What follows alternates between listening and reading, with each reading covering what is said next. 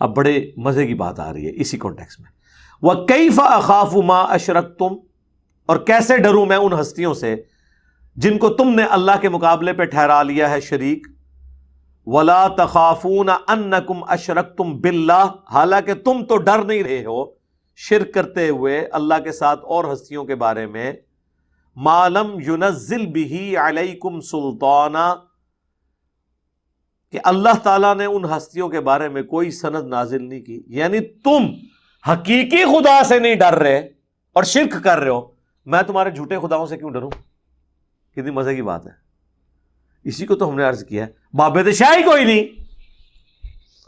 بھائی جب آپ ہمارے اللہ سے نہ ڈریں، ہمارے اللہ کو آپ حاجت روا اور مشکل کشا کے طور پر نہ مانیں، تو آپ کے بابوں سے ہم کیوں ڈریں؟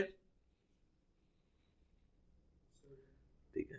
اب کوئی سوچ رہا ہوگا کہ نہیں اللہ کو تو وہ بھی مانتے ہیں. سر اللہ کو مانتے ہوتے تو یہ کہتے کہ شیخ عبد القادر جیلانی نے روح کھولی اور اللہ نے کیا ہے پیچھے ہٹ جو پیچھے عبد القادر پہ گیا.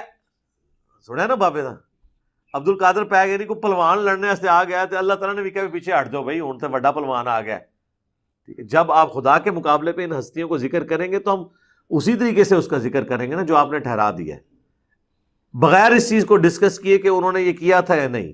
یہ بات اب ثانوی ہے، اس وقت تو توحید کا مسئلہ ڈسکس ہو رہا ہے. جس ہستی کو لائیں گے ہم اس ہستی کو ڈسکس کریں گے. تو ابراہیم علیہ السلام کہنے لگے کہ جب تم جھوٹے خداؤں کے ماننے والے سچے خدا سے نہیں ڈر رہے تو میں سچے خدا کا ماننے والا جھوٹے خداؤں سے کیوں ڈروں؟ کیوں ان کے بارے میں ایسا عقیدہ رکھوں کہ وہ مجھے کوئی نقصان پہنچا سکتے ہیں؟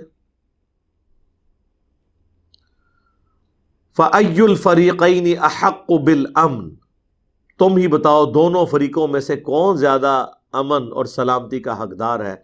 اِن كُنتُمْ تَعْلَمُونَ، اگر تم واقعی کوئی چیز جانتے ہو تو بتاؤ اکیلے خدا کا ماننے والا وہ زیادہ نہ ڈر ہونا چاہیے اس حوالے سے کہ آخرت میں اسے امن ملے گا، یا ان جھوٹے خداؤں کے ماننے والوں میں اتنا کانفیڈنس ہونا چاہیے؟ سر آپ کو کانفیڈنس لیول کا پتہ چل گیا. اکثر لوگ کہتے ہیں جی جنی صاحب اتنے اعتماد کے ساتھ بات کرتے ہیں یہی سچ ہے اور جو سارے جھوٹے ہیں. بھائی میں اپنے آپ کو تو سچا کہہ ہی نہیں رہا ہوں، میں تو کہہ رہا ہوں قرآن میں جو لکھا ہوا ہے وہ سچ ہے اور آپ کے بزرگوں نے جو تعلیمات دی وہ جھوٹی ہیں. آپ کے بزرگوں کا مقابلہ میرے ساتھ نہیں ہے بلکہ ان کتابوں کے ساتھ ہے جن کتابوں کو آپ اور آپ کے بزرگ بھی صرف ماننے کی حد تک مانتے تھے، عمل کریں یا نہ کریں مانتے تو تھے نا. الذین آمنوا ولم یلبسوا ایمانہم بظلم، وہ لوگ جو ایمان لائے اور پھر ایمان لانے کے بعد اپنے ایمان میں شرک کو شامل نہیں کیا. یہاں ظلم بمعنی شرک ہے، ویسے تو ظلم ہوتا ہے گناہ، لغوی ترجمہ ہے کسی چیز کو اس کے اپنے اصلی مقام سے نکال کے کسی اور جگہ پہ رکھنا. اللہ کو مخلوق کے لیول پہ لے آنا یہ بھی ظلم ہے، مخلوق کو اللہ کے لیول پہ لے جانا یہ بھی ظلم ہے، دونوں شرک ہیں. اولئک لہم الامن وہم مہتدون، ایسے لوگ ہوں گے امن میں اور ہدایت یافتہ. یہ جو سورہ الانعام کی آیت نمبر 82 ہے کہ جو لوگ ایمان لائے اور ایمان لانے کے بعد اپنے ایمان میں شرک کی آمیزش نہ کی تو قیامت کے دن صرف انہی لوگوں کو امن ملے گا. اس کانٹیکسٹ میں بخاری اور مسلم دونوں میں حدیث ہے، جب یہ آیت نازل ہوئی تو عبداللہ ابن مسعود کہتے ہیں کہ ہم لوگ پریشان ہو گئے کہ کوئی ایسا شخص بھی ہوگا جو ایمان لانے کے بعد گناہ نہ کرے، کیونکہ ظلم تو گناہ کے معنوں میں آتا ہے جنرل. ربنا ظلمنا انفسنا. تو نبی علیہ السلام سے جب پوچھا تو آپ علیہ السلام نے فرمایا کہ یہاں ظلم سے مراد ہر گناہ نہیں ہے، کیونکہ گناہ تو انسان سے ہو ہی جاتا ہے، یہاں ظلم سے مراد ہے شرک. اور پھر حضور علیہ السلام نے وہ آیت تلاوت کی سورہ لقمان کی آیت نمبر 13، ان الشرک لظلم عظیم، بے شک شرک سب سے بڑا ظلم ہے. تو آپ نے فرمایا یہاں پر ظلم سے مراد ہے شرک، کہ جو لوگ ایمان لائے ایمان لانے کے بعد انہوں نے کوئی گناہ نہ کیا اور گناہ سے مراد بڑا گناہ یعنی شرک، تو انہیں امن قیامت کے دن مل جائے گا اور وہ ہدایت یافتہ ہوں گے. یہ آیت بھی اس چیز کا ثبوت ہے کہ کوئی شخص مومن ہوتے ہوئے بھی مشرک ہو سکتا ہے. یہ جو آپ کو بریلوی اور اہل تشیع کہانیاں کراتے ہیں نا کہ جی یہ کیا بات کرتے ہیں جی کلمہ گو مشرک، کلمہ گو مشرک، جی کلمہ گو کیسے مشرک ہو سکتا ہے؟ جی ہو سکتا ہے، قرآن میں لکھا ہوا ہے، جو ایمان لائے اور اپنے ایمان کے ساتھ شرک کی آمیزش نہ کی۔ وہ پھر ایمان کیوں لے کے آئے تھے؟ ایمان لانے کے ساتھ شرک کو شامل نہیں کیا، یعنی جب ایمان لے کر آئے تو پھر صرف اللہ ہی کے ساتھ وہ عقیدے وابستہ کیے، کسی اور ہستی کو لا کے شامل نہیں کیا، تو وہ ہدایت پہ ہوں گے۔ تو یہ قرآن میں بھی لکھا ہوا ہے شرک ختم نہیں ہوا۔ اگر شرک ختم ہو چکا ہوتا تو قرآن میں یہ بات تو نہ ہوتی۔ لہٰذا میں نے جب وہ ویڈیو ریکارڈ کروائی تھی نا، مجھے اپنے بعد تم سے شرک کا خوف نہیں، تو اس میں نے یہ آیت بھی کوٹ کی تھی، اور جو ریسرچ پیپر ہے دعا صرف اللہ ہی سے، اس میں اس ٹاپک کو ڈسکس کیا ہے کہ شرک ختم نہیں ہوا، اس میں بھی یہ آیت کوٹ کی، اور اس کے کانٹیکسٹ میں بخاری اور مسلم کی حدیث کوٹ کی کہ ایمان لانے کے بعد بھی کوئی شرک کی آمیزش کر سکتا ہے۔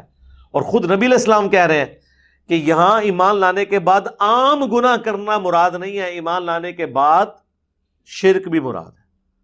سورہ یوسف میں بھی آیا کہ اکثر لوگ اللہ پر ایمان اس حال میں لا رہے ہیں کہ وہ ساتھ شرک بھی کر رہے ہوتے ہیں۔ ایون مشرکین عرب اللہ کو تو مانتے تھے لیکن ساتھ شرک بھی کرتے تھے۔ قرآن میں کئی جگہ آیا کہ ان سے پوچھو زمین و آسمان کس نے بنائے، وہ کہیں گے اللہ نے۔ سورۃ المومنون میں تو تفصیل کے ساتھ ایک ایک چیز پوچھی گئی، تو پھر اینڈ پہ اللہ نے کہا کہ جب تم مانتے ہو کہ یہ سب کچھ اللہ نے بنایا تو پھر اللہ کے ساتھ اور ہستیوں کو شریک کیوں ٹھہرا رہے ہو؟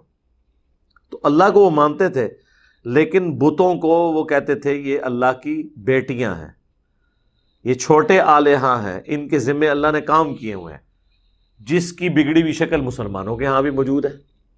اگرچہ ایک فرق ہے کہ مسلمان آلہہ کہہ کے نہیں ان بزرگوں کو مانتے، اللہ کا بندہ کہہ کے مانتے ہیں، لیکن عقیدے صرف وہ سارے کے سارے وہی والے ہیں کہ دنیا کا نظام بزرگ چلا رہے ہیں، اللہ نے ڈیوٹیاں لگائی ہوئی ہیں۔ جب ہم کہتے ہیں یہ اللہ کے کام ہے، وہ کہتے ہیں نہیں ہم بندے مان رہے ہیں۔ تو صرف بندہ مان لینا تو کافی نہیں ہے، ان چیزوں کی بھی نفی کرنی ہوگی۔ تو یہ آیت اس بات کا ثبوت ہے کہ شرک ختم نہیں ہوا، ایمان لانے کے بعد بھی کوئی کلمہ گو مشرک ہو سکتا ہے۔